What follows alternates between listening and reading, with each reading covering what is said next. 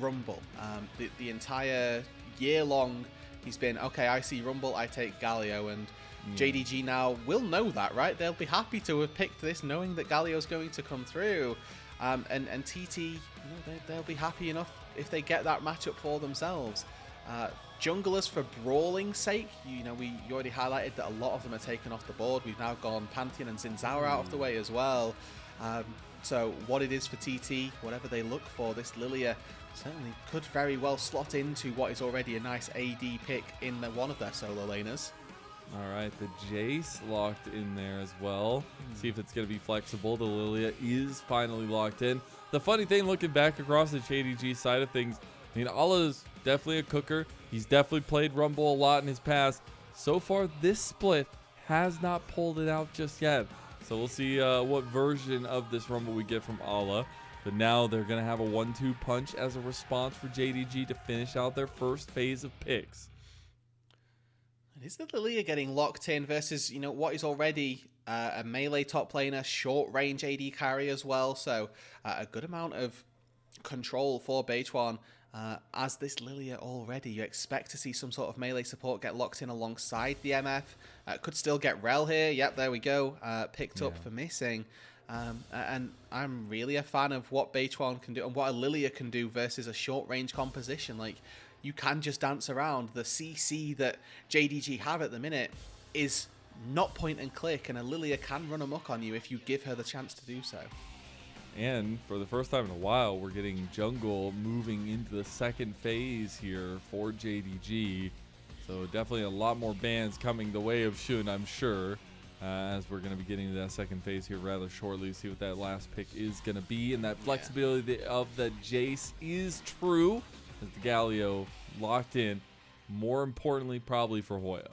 Yeah. I mean, this would be the most wild ride if SeTab takes Galio mid into giving Hoya the Jace top, where both of these two players, I feel like, have made names on archetypes of champions that are very similar to the ones that the other would be wielding, right? Like, SeTab has been really good on these low-range melee-style champions, like the Ahri jumping in has done really well in the last game. The Yone as well, one of his most favourite picks. The Jace fits that brief quite well, where Hoya had been so frequently touted as one of these players that you want to stick on a weak side, want to give these tanks to try and impact in the mid and late game in those team fights. So that's sort of our understanding of these players and where those solo laners are going to go, and JDG will know that just as well as we do.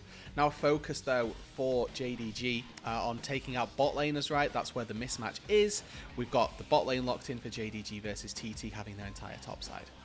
And it's the Nocturne banned away in the second phase, as well as the Viego towards Sun. So taking away some more of those carry performance junglers from him. A lot of utility being banned away by JDG right now through the bot side as well. The Jhin to take away any of that extra kind of lockdown they could be looking through in that 2v2. Maybe Corki gets taken away here as well. Just something that's able to get off of a equalizer or get it away from the Magnet Storm, right? But Ashe taken off the board as well. I don't know quite as much of a fan of that. Maybe it's just a 1xN specific thing where they're like, this guy's cracked on the Ashe. He's played it a couple times for sure. Take it away.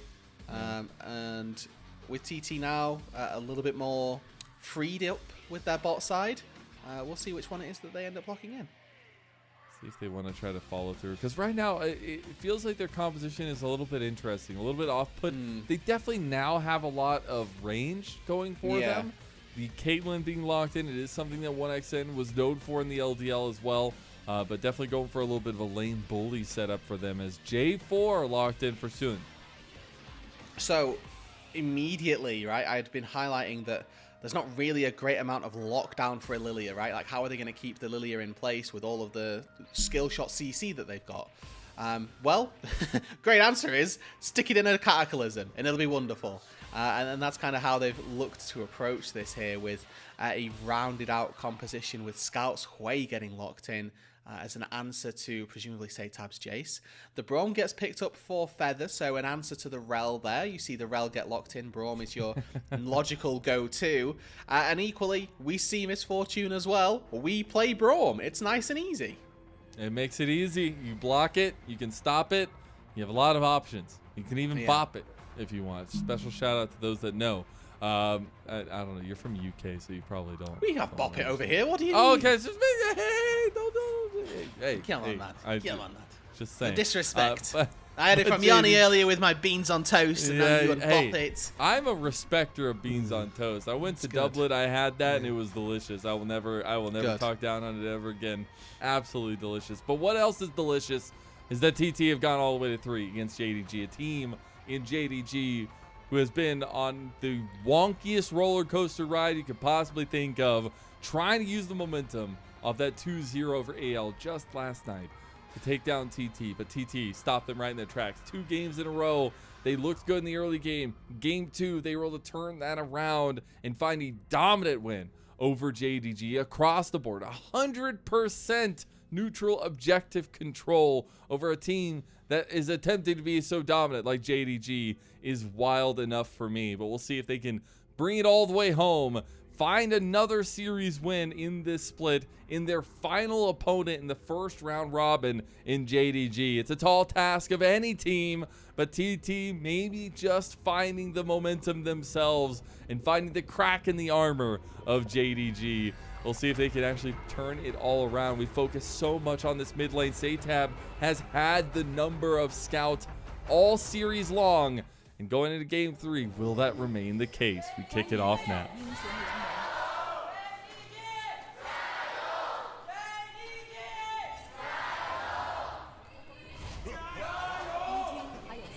Yeah, that was better. They've improved. You know, this is like maybe a little bit mind altering, but it's so funny to me how people still get embarrassed about like cheers and stuff in the LPL when it's like a league that's literally known for their cheers. Yeah. But it's the same thing in LCK. It's like all this legacy doesn't matter. It's just when you get a bunch of gamers, people that watch esports in a crowd, everybody gets a little embarrassed, you know? Yeah, I remember that. I remember going to a finals event recently, just a little UK one, and the attempting to try and get a crowd going was a struggle for sure. But it was good fun once you get them going, and once people realize like what's at stake, they get more into it, and they'll accept it a little bit more. And I think that game 3 is in a best of 3 series, it's as good as it gets for trying to get people on board for some sort of chanting and jeering and things like that. Well, Shun and Beichuan will be of one mind in the fact that they want some chicken nuggets to start off, but it will be mirrored side starts for both of them. So maybe a little bit of top lane focus for Shun, bot lane focus for Beichuan.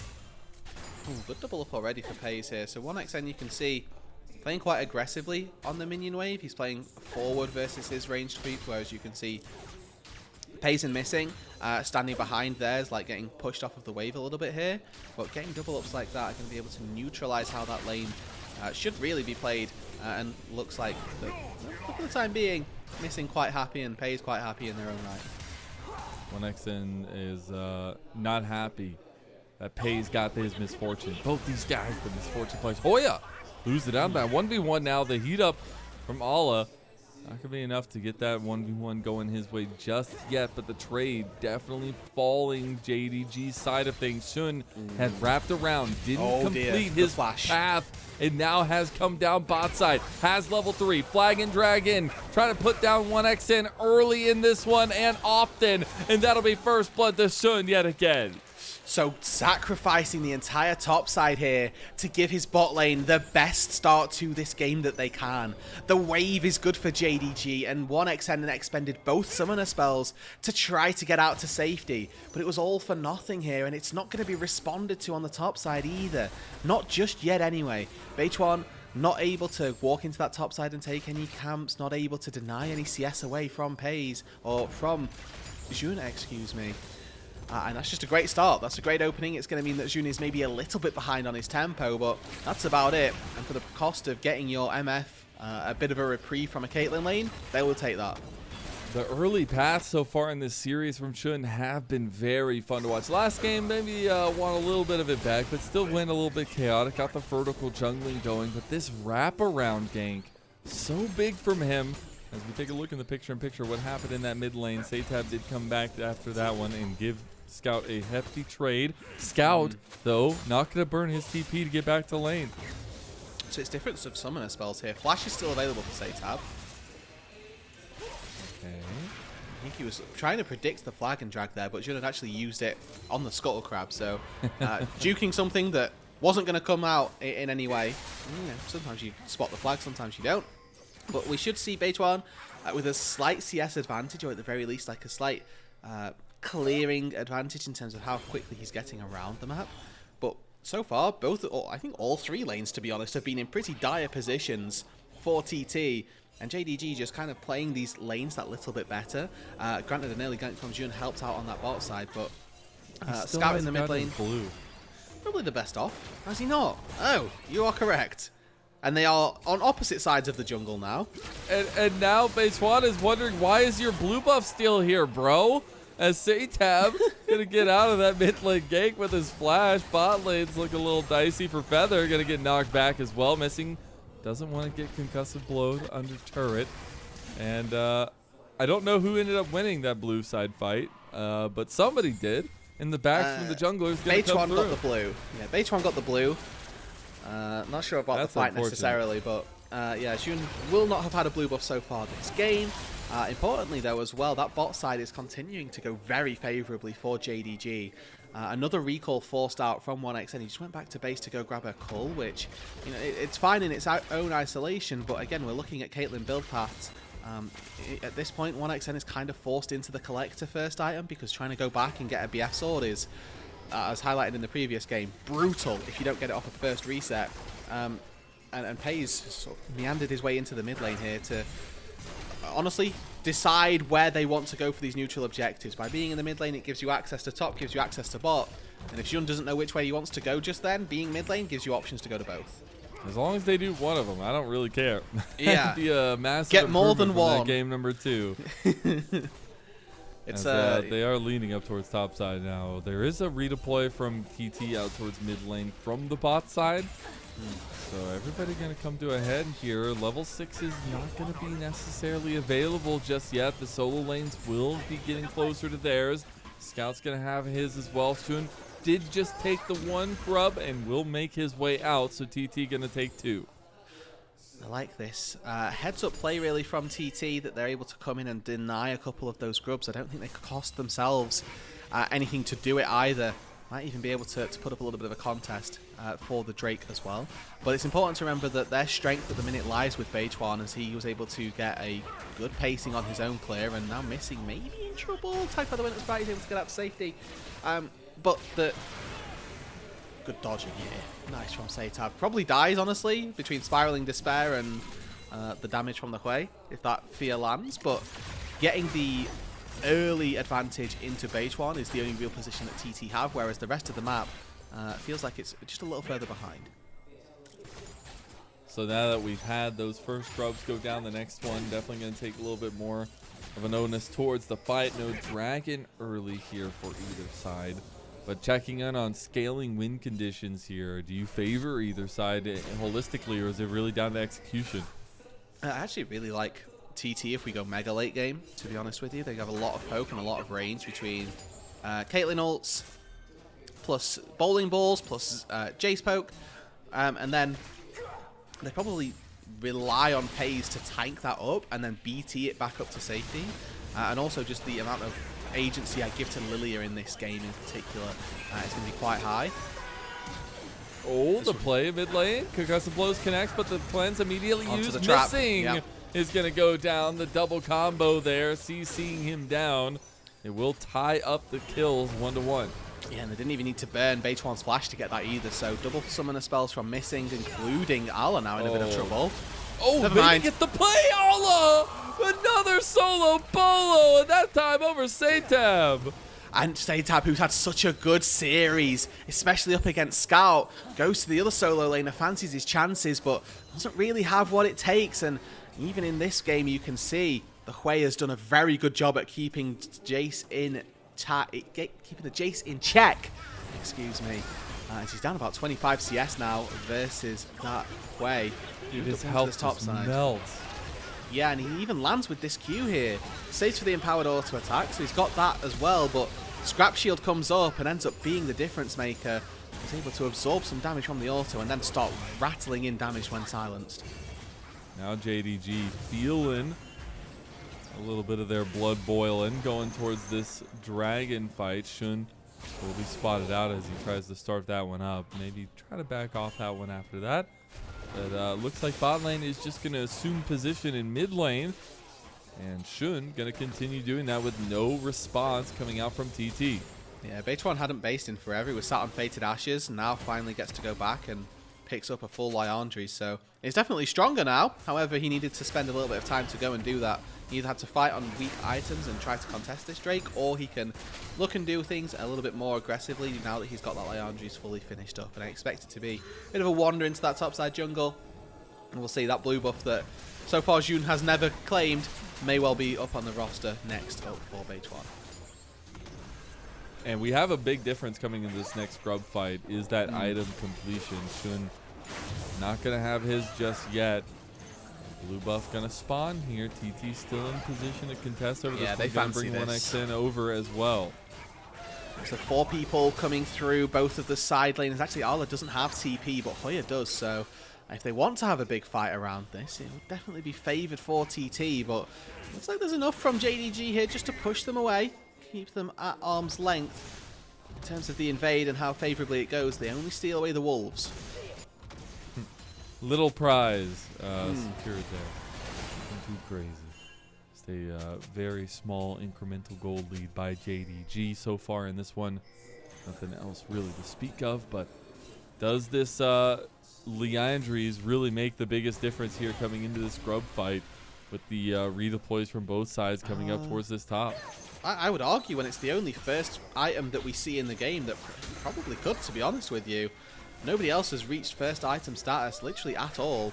Now TP in from Arla, he's trying to get into this top side and they're trying to stop this fight. Missing, going for the crash down with the Magnet Storm into the equalizer with the bullet time, throwing the wombo combo, but it didn't get anybody. Severing Bolt's not going to hit either. Rogue entrance coming in now to try to save the day. Xun going to flash over the wall. He's away from the fight, but now it's on to Beichuan. The Spiraling Despair has hit, and JDG showing some of their mechanical prowess. Going to take down Hoya in the back of the pit as well. Nobody from JDG falls. 3 are down for TT, and the lead has just ballooned to 2,000 plus. They may have lost out on the Grubs, Mazel, but they got everything else that they wanted. 3 kills from the top side get swiftly picked up by JDG. And it's almost like TT hadn't even played the first 2 games. Just immediately, the JDG that we know and that we expect turn up in the top side. I want you to take a look at, in particular, 1xN and his contributions to this team fight, because he comes in at a different angle. He's never really able to contribute to this. He's walking down to try and hit Peyz, but never actually gets anywhere with it. Beichuan caught in the Cataclysm. He can never actually have that high agency. The one answer that I asked for was some hard CC for Lilia, and JDG used Xun and this Jarvan in particular to answer it perfectly. And they've got that answer, and if they can continue to use that, these team fights later on are going to be a breeze. Gonna be an absolute breeze, just like that. JDG could right a lot of the wrongs that were going their way. Going on a 2-win streak would be pretty massive for them. Even if those 2 wins are off of AL and TT, very differing teams in the standings. Now JDG looking to be proactive as ever. Had an angle on the Feather and Beichuan, but not gonna follow through with it any further. But look at JDG. I mean, they are just exerting their aura onto the Rift. I think about the wins as well is that it's more important that JDG fight Beichuan. This is a weird combo. Xun is a little bit overextended now. Gonna get his way out now. Spiraling Despair on a SeTab, and out of nothing, JDG make miracles happen. 1xN is gonna get a big pick himself, get TT their 2nd kill of the game, but it is that 2-for-1 trade in favor of JDG. Yeah, and it really just feels like TT don't have any answers to the aggression that JDG are putting down, right? Like, you have to remember that JDG so far, right, they went on this 3-game losing streak, have been a bit topsy-turvy, managed to win versus AL, again, one of the best teams that we have in the LPL at the minute. But when we look at the other games that JDG lost, right, one of them's against FPX, and I don't think they can afford to have a loss against FPX and ThunderTalk and then also be in discussion for, trying to challenge for some of those MSI spots. Got to take the track record that is given to you, and it was not looking pretty for JDG. See if they can clean that up in the back half of things, right? And see if they can make good on that one. They still have another game, or another series rather, in this first round robin for them after this TT series. And we can see that sometimes they're able to show that expectationary form that we have of them, that next level form this team was built around at least. And then you get the moments where you're just wondering if they've ever touched League of Legends in their entire life. Yeah, and I mean, it's worth highlighting as well that series is up against Top Esports, our actually currently statistically best team in the LPL. So it's not going to be an easy series for JDG by any means. So a win here would put them in a pretty good stead, because if they lose this and then lose to JDG, or rather then lose to Top Esports, that's a negative win rate for the first round robin. No, you got it right the first time. They're losing to themselves. There you go. True. Sorry. No, you're right. But going into the end of the first round robin, 4 and 5, it's not going to be enough for JDG. And this organization, right? I feel like with the roster that they have, expect so much. The fans expect so much. And that was sort of highlighted in the fact that they lose 3 games back, or 3 series back to back. Immediately something happens. There's a change made, and you go into the end of the first round robin with a negative score. I dread to think what happens. I mean, going from being one of the perennial favorites, one of the long-standing legacy organizations that is finding championship wins in the LPL, to not even making it to the finals last year, to not even making it close to internationals as that super team, as a team that didn't have really any change off of that almost golden road performance they had in 2023. I mean, the organization was reeling after that, and to come in, change the entirety of this roster besides missing, it's been a big change, but something they've been coming akin to here, as they're going to take down SeTab in the side lane. And that might just be another check in that box. 0 and 4 for SeTab in this game 3. Yeah, definitely not quite the same style of performance that we've had from SeTab in the first two games. I mean, yeah. The fact that Scout is, like, if they come out with a win, if Scout is going to win this one with SeTab won 2 out of 3 games over him, like, that feels so like a robbery to SeTab. Yeah, and I mean, fortunately enough, Scout, League of Legends is a team game, so he gets to say that he won 2 of those games, even though he lost 2 of the mid lanes, right? Like, that's the beauty slash disgustingness of it all, for lack of a better word, because Scout did get handled in the first 2 games, and game number 2 he was absolutely destroyed and they lost. Game number 1, he was along for the ride, and he got a win anyway, and I think that SeTab had a pretty solid performance in game 1 either way. But to think about as well what JDG are looking to do, at least in this series, right? If they take this win here, put themselves to 5 and 3, they secure that first round robin positive scorecard. And you talked about the roster changes that they made. I think that it's also important to remember that, like, one of the really big changes, like maybe the biggest change that they made, was dropping Kanavi, right?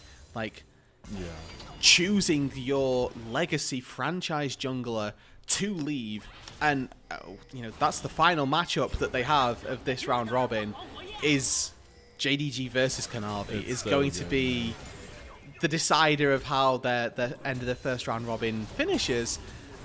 And so far, like, Kanavi is winning the breakup, like, hands down. Like, he's having a absolutely incredible year on Top Esports, where JDG are, having to make organizational changes, or like struggling to win series versus ThunderTalk, failing to win series versus FPX. Like, there's a real mismatch in how these two parties have fared since they split. Yep, exactly that. Everything coming to a head here as well.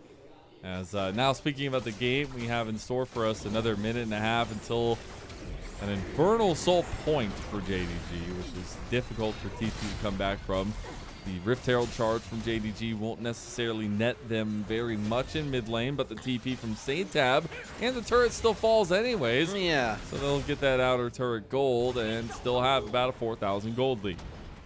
And I mean, the issue, I think, for ThunderTalk this game is that their scaling might be pretty decent if they can get to the hyper late game.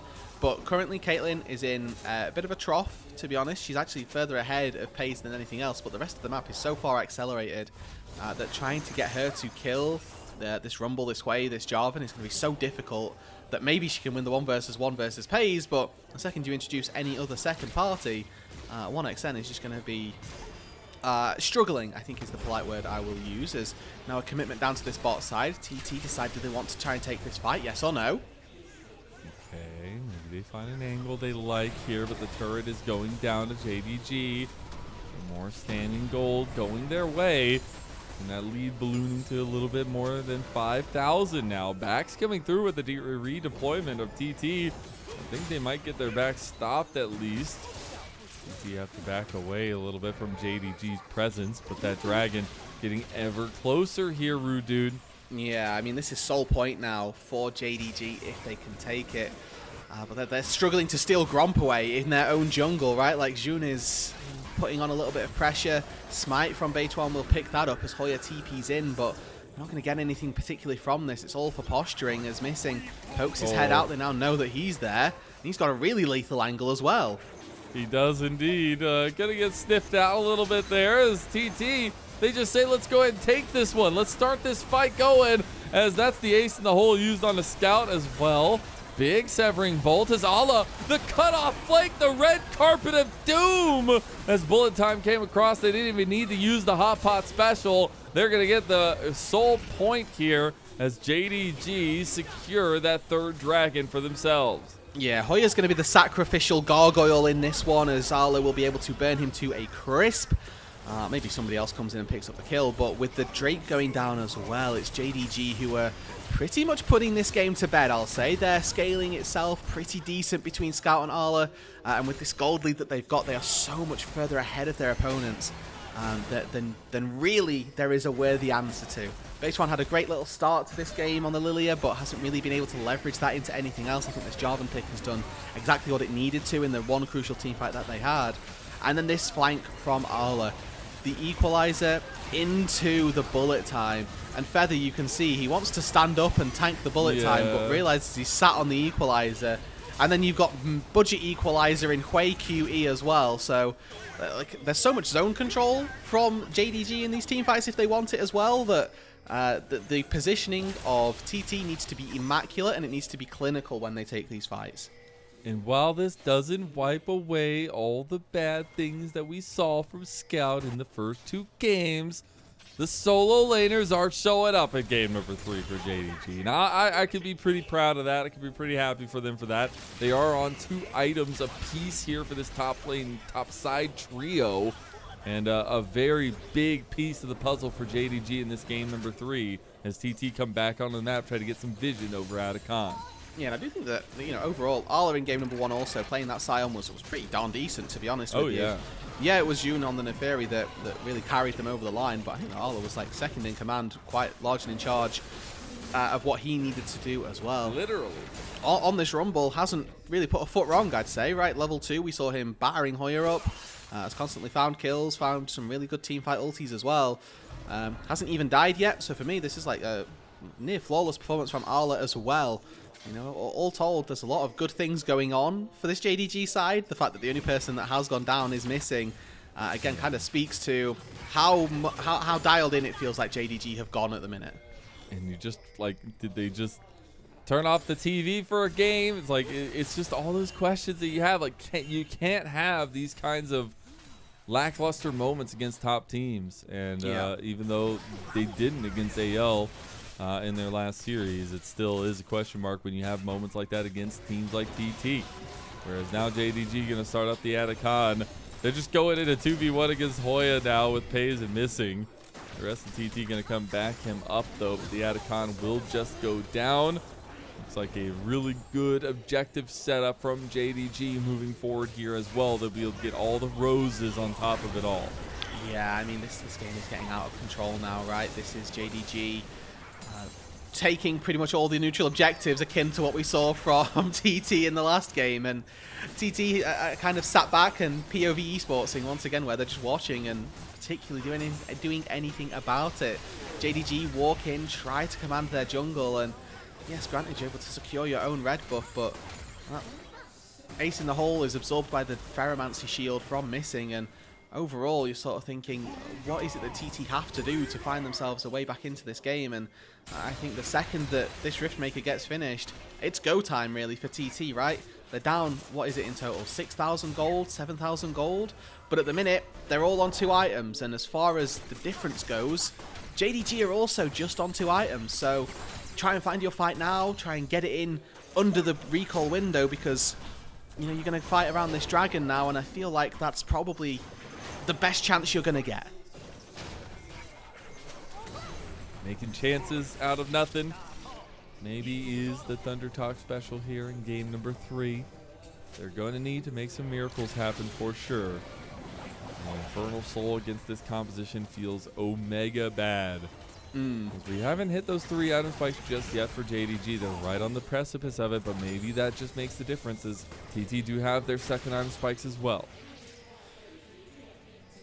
This is that time, this is that chance for TT to once again form another upset. Their 2 wins in this regular season of the LPL, nothing especially to write home about versus NIP and FPX, but split number 1 they took down BLG in 5. If in the regular season they can take down JDG as well, that'll give them more to write home about and continue to accrue that fandom. But we've seen Spiraling Despair go down, it's traded out for the Lilting Lullaby, and I think that's a happy trade for JDG, because ThunderTalk, they're the ones pressured here, they're the ones that got to do something. Not again. Not again. Here it It's comes. another The TP. equalizer. The top on top of it, and it's hot pot time, baby. Throw it all in there and give it a nice little swirl as they get that equalizer in the top of it as well. And Missing is leading the charge as the Severing Bolt's going to go a little bit wide. It's still a double kill that comes through for Peyz. And now JDG, they pull everything out onto TT. 3 bodies down, the tier 2 turret under threat here now, and they're looking to push some serious damage into the base of TT. Yeah, it was a 1 in 100, and unfortunately they didn't quite have the answer. TT are going to really struggle their way through the rest of this game with an Infernal Soul at the back of JDG, with all of the additional stats that are going to come from this Infernal Soul, and the poke that comes through from the Hoya as well. Immediately into the fear. It's a double sleep, but how does anybody from TT ever get in here? They're so scared of crossing this threshold, for then the second that they do cross that threshold, they remember why they were scared. Jun has walked his way down onto this bot side, where he's now not got a way out to safety. Even if he has flash, even if he has the net, he's on the wrong side of the wall. People can just chase him down. I love the reservedness to throw out the equalizer as that escape is coming through. And Ala and the rest of JDG just find really good pincer maneuvers coming through multiple times now. And now circling around 9,000 gold up. All those 3 items that they were on the precipice of, well, they are completed. And it seems like we are signifying the end. But the biggest thing is I saw TT's body language in that one when they had all 5 cams up. They were frustrated. They realized this series was in their grasp, but no longer it seems that they are in control of their fate in this one. Yeah, and I mean, this probably could have been a 2-0. We were talking about game number 1 like it's a game that they could have won. They then came out and absolutely slammed game number 2, but unfortunately they don't really have an answer for game number 3.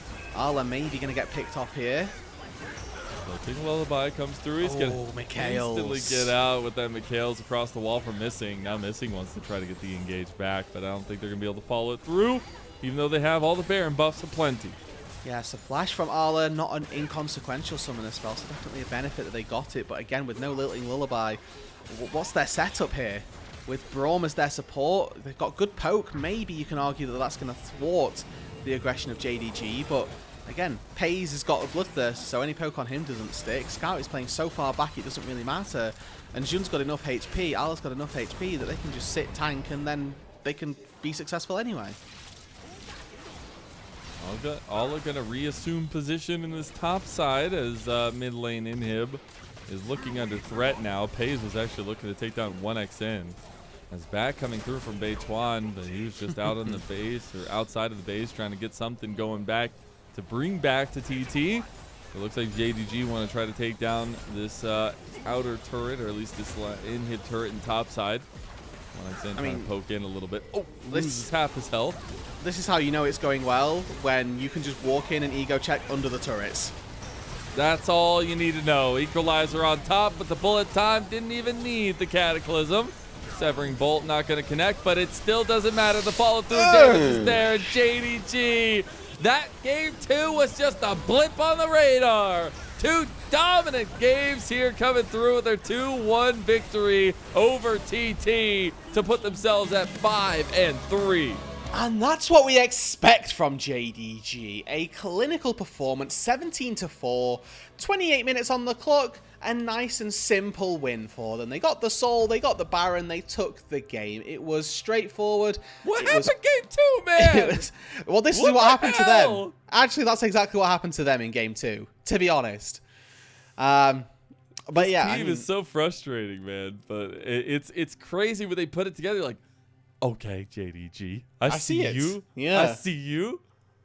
And we can understand the vision. Like, we get why they've put these players together and what their view of the future is going to be for this organization. And the high highs that you get from this JDG roster are genuinely very fulfilling. And it's just a shame that it's shrouded by the frustrations of games 1 and 2 like that, where you have old god legacy mid laner Scout who's struggling in a 1v1 matchup versus SeTab, and that's no disrespect to SeTab at all, because I think that he in this series actually outperformed Scout for 2 out of 3 games, and probably increased, you know, his value, my opinion of him, maybe some others at home as well, of how well he's been able to play.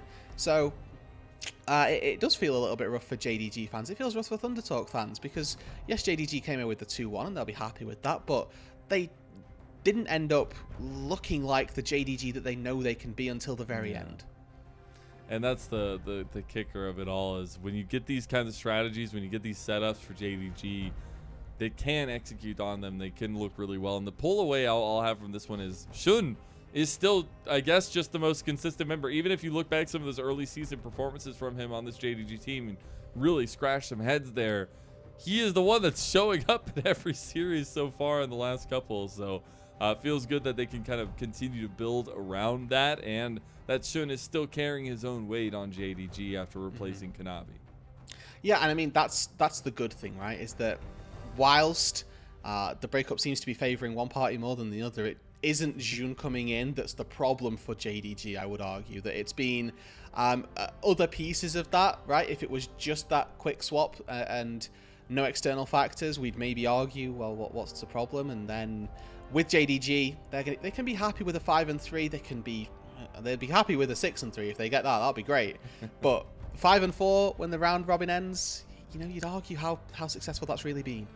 Yeah, definitely don't want that as an organization for No. JDG, who have only known success before last year, really, and then their first couple of years and a little bit in between. But it's a team that now just continues to have that question mark next to their name. Which version of them is going to show up on the day? And I know that top esports matchup is going to be an absolute banger. You have to also remember, this is the JDG 4 series week, at least. We do have a lot of teams that sometimes play 2 4 series weeks as well, but it's hard when you're playing 4 best of 3s against top tier teams in a 7-day week. But JDG, so far, so good in this one. Yeah, I mean, they started off the week, or rather they've got now this match against TT, which has concluded. Then they play top literally tomorrow, the final game of the day, that big heater tomorrow. And you know, they've just played AL as well, so it's been a big set of days for JDG, and the fact that they've come away at least 2-fold for wins so far, and if they can continue that into tomorrow, then you know, even better. It is indeed, and we're going to be taking a look down memory lane of this last game. It's going to be interesting to see the highlights, because it was a little bit one-sided in the end of things, but it was all like getting this masterful solo bolo over SeTab at the end. And this is interesting, because I think that these types of 1v1s are actually what really dictate how the game ends up playing, because if SeTab wins that 1v1, it changes the entire complexion of how the side lanes get to play, and when that's an impact that can be had, that's when you start to think, well, actually the way that this 1v1 is very important, and sometimes they can be a little bit undervalued, right? Oh, he just lost a 1v1, but well, actually, at such a crucial moment, I think that decides how the game ends up playing out from there. But the fact that Ole comes out on top of it is incredible. And you know, it's funny when you look at the schedule and you think about this double round robin. There's a ton of teams. You think, oh, well, surely there's not going to be some like snake situation where we have to face teams right after we just faced them. But if you look at the schedule, there's a ton of matchups that literally just happened that are about to happen again in the second round robin. And the point and present factor of it is that TT literally go against JDG in like 3 days time. Yeah. Which is just wild to me. Yeah, Wednesday is so what we've got it on the insane. docket as. They will be playing them Wednesday for the most of us, very late Tuesday night for Americans, if I'm reading my time zones and interpreting them correctly. But Yes. yeah, it's not long. It's wild. Let's learn, let's adapt, let's improve, and hopefully you can best them next time round. So who gets MVP for this one? Who you get? So honestly, I'd go Arla or I'd go